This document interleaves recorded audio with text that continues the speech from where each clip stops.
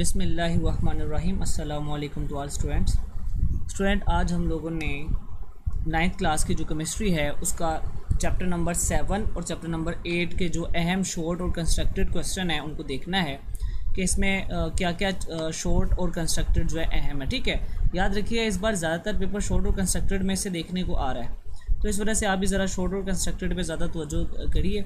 और इसके अलावा जो है अंदर से कम जो इंटरेस्टिंग इन्फॉर्मेशन है वो लाजमी आप याद करिए, और इसके अलावा जो इम्पोर्टेंट डेफिनेशंस बनती हैं चैप्टर के अंदर से वो भी आप लोग करिए लाजमी।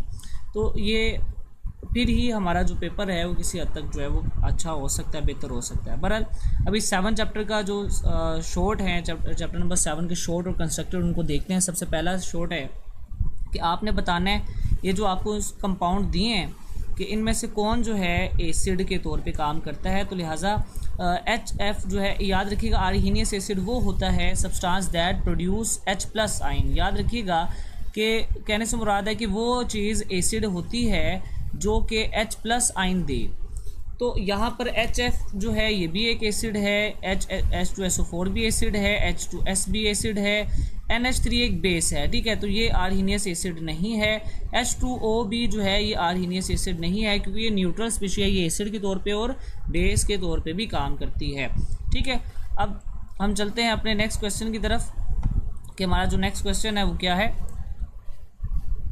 नेक्स्ट क्वेश्चन हमारा वो कहता है जी बताएं कि how does calcium metal react with dilute H2SO4। एक कैल्शियम जो है वो किस तरीके से डाइल्यूट H2SO4 के साथ रिएक्ट करता है। तो याद रखिएगा जब भी कैल्शियम जो है वो H2SO4 के साथ रिएक्ट करेगा तो ये सॉल्ट बनाता है, कैल्शियम सल्फेट सॉल्ट, और साथ में हाइड्रोजन गैस बनाता है।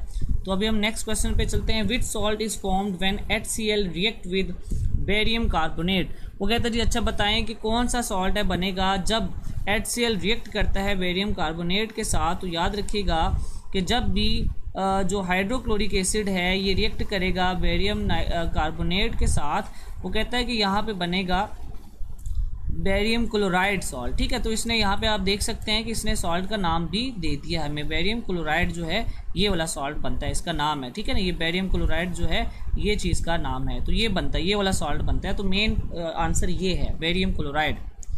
आगे हम चलते हैं। How will you justify that HSO4 is a Bronsted acid. वो कहते हैं जी बताएं जी ये किस लिहाज से ब्रोंस्टेड के मुताबिक एसिड है। तो याद रखिएगा वो कहता है कि क्योंकि ये H को यानी कि प्रोटॉन को डोनेट कर सकता है इसलिए ये एक ब्रोंस्टेड के मुताबिक एसिड है। यहाँ पे आप देख सकते हैं ये इक्वेशन भी लिख दिया उसने कि जो HSO4 है ये अपने अंदर से H को रिलीज़ कर रहा है, प्रोटॉन को रिलीज़ कर रहा है, तो इस वजह से ये क्या है, एक एसिड है। आगे हम नेक्स्ट मूव करते हैं। What chemical name will you give to soap as a compound. आप सोप को कौन सा नाम या कौन सा कंपाउंड सोप में होता है। तो याद रखिएगा सोप के अंदर सोडियम का या पोटाशियम का जो सॉल्ट है of long chain of fatty acid, यानी फैटी एसिड की एक चेन, यानी कार्बन को लेके एक बहुत लंबी जो है चेन होनी चाहिए, और लास्ट पे है जो है वो कहता है कि C और O यहाँ पे आएगा, और इसके अलावा जो है वो कहता है कि यहाँ पे लास्ट पे Na या Ka भी आप लगा सकते हैं, अटैच कर सकते हैं। ठीक है ना, तो हम आगे चलते हैं। तो नेक्स्ट क्वेश्चन है why does Na2CO3 behave like a base. आप बताएं ज़रा Na2CO3 जो है वो बेस के तौर पे क्यों काम करता है। क्योंकि जब कभी हम इसको वाटर के अंदर हल करते हैं तो ये OH आयन बनाता है, तो इस वजह से हम कहते हैं कि ये एक कार्बोनेट बेस है। ठीक है, अब हम चलते हैं। Is NaHCO3 a base or acid. वो कहते हैं जी NaHCO3 एक बेस है या एसिड है। तो याद रखिएगा NaHCO3 कहता है कि ये एक एसिड है, एसिड भी है और साथ में दूसरे नंबर पे बेस के तौर पे भी काम कर सकता है। ये डोनेट कर सकता है हाइड्रोजन आयन को, तो ये एक एसिड के तौर पे काम करेगा। और अगर ये एक्सेप्ट करता है, किसको एक्सेप्ट करता है, हाइड्रोजन को यानी प्रोटॉन को, तो ये एक बेस के तौर पे काम करता है। तो दोनों के लिहाज से ये काम करता है, ये एम्फोटेरिक इन नेचर है।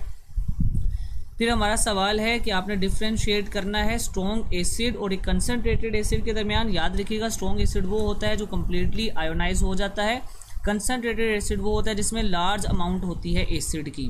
ठीक है, ये डिपेंड करता है स्ट्रेंथ पे और ये डिपेंड करता है अमाउंट पे। मिसाल के तौर पे HCl और ये मिसाल है कंसनट्रेटेड H2SO4। नेक्स्ट हमारा सवाल जो है वो चैप्टर नंबर 8 से है, और चैप्टर नंबर 8 का जो है यहाँ पर पहला सवाल है शॉर्ट के लिहाज से, why was atomic number chose to arrange the element in the periodic table. आप अटोमिक नंबर को इतनी अहमियत क्यों देते हो, इसके लिहाज से पीरियोडिक टेबल आपने क्यों बनाया है? क्योंकि अटोमिक नंबर हर एलिमेंट के लिए जो है फिक्स होता है, डिफरेंट होता है, तो कहीं ना कहीं हमें इसको प्रायोरिटी देनी पड़ती है, ठीक है ना, क्योंकि हर एलिमेंट के लिए फिक्स है और डिफरेंट है, इस वजह से हमें इसको प्रायोरिटी देनी पड़ती है। अब बात करते हैं what is the significance of the word periodic. Periodic का क्या मतलब है?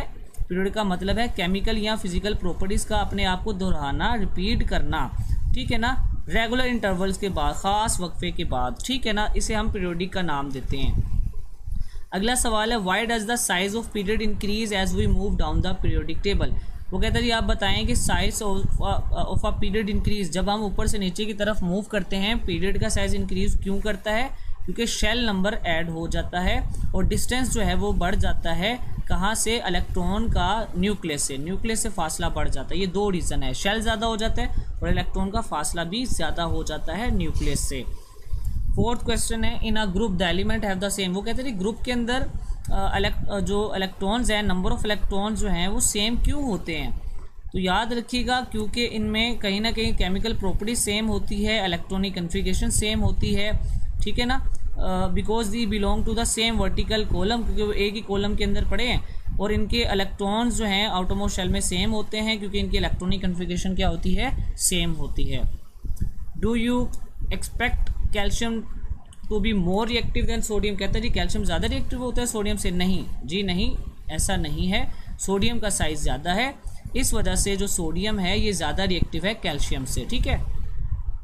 अब हम बात करते हैं, ये आपको समझ आ गया होगा कि मैंने क्या बात की है कि यहाँ पे सोडियम जो है वो कहता है कि जो सोडियम है इसका आयोनाइजेशन एनर्जी भी जो है वो कम है, और जो दूसरा कैल्शियम है इसका आयोनाइजेशन एनर्जी ज़्यादा है, ठीक है ना, इस लिहाज से भी आप बात कर सकते हैं।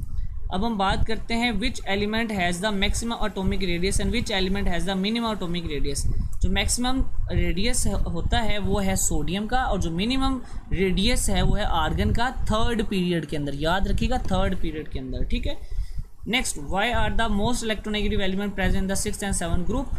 याद रखिएगा कि 7 और 16 और 17 ग्रुप जो है इनमें या तो एक इलेक्ट्रॉन की कमी होती है या 2 इलेक्ट्रॉन की कमी होती है अपने जो है आउटरमोस्ट शेल को कंप्लीट करने के लिए, इसलिए ज़्यादा इलेक्ट्रोनेगेटिव समझे जाते हैं।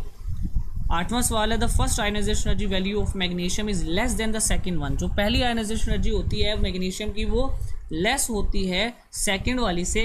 रीज़न क्या है? क्योंकि पहली बार जब आप इलेक्ट्रॉन निकालते हो तो आसान होता है, लेकिन दूसरी बार निगरानी ज़्यादा हो जाती है, रिमेनिंग इलेक्ट्रॉन्स पर जो है वो निगरानी ज़्यादा होने की वजह से इलेक्ट्रॉन निकालना मुश्किल हो जाता है। अगला सवाल है सपोज अ न्यू एलिमेंट। वो कहते हैं आप लेट कर लें, कंस्ट्रक्टेड का पहला क्वेश्चन है कि अगर आपको एक नया एलिमेंट मिला है तो बताएं कि वो आपके पास आप उसको किस तरीके से जो है वो अरेंज करते हो। तो वो कहता है कि आप इसको अरेंज कर सकते हो एटॉमिक नंबर की बुनियाद पर अरेंज कर सकते हो, ठीक है, आप इसको एटॉमिक नंबर की बुनियाद पर अरेंज कर सकते हो, ठीक है। What is the first element of the periodic table. वो कहते हैं फर्स्ट एलिमेंट कौन सा है? विल इट इज़, तो हाइड्रोजन फर्स्ट एलिमेंट है। और दूसरा वो कहता है जी क्या ये इलेक्ट्रॉन लूज कर सकता है? जी हाँ, ये इलेक्ट्रॉन लूज भी कर सकता है और गेन भी कर सकता है। नेक्स्ट हमारे पास है atomic radii of boron and aluminium. वो कहता है जी एटॉमिक रेडियस जो है बोरोन का और एल्यूमिनियम का वो डिफरेंट है। एल्यूमिनियम का एटॉमिक नंबर जो है या एटॉमिक रेडियस 125 है, जबकि बोरोन का 88 है। So its valence electron are further away. तो याद रखिएगा एल्यूमिनियम जो है वो आसानी से इलेक्ट्रॉन लूज़ करता है, जबकि बोरोन जो है वो इलेक्ट्रॉन लूज़ नहीं करता बल्कि गेन करता है, क्योंकि एल्यूमिनियम का साइज़ ज़्यादा है जबकि बोरोन का साइज़ कम है। How would you find the atomic radius of an atom.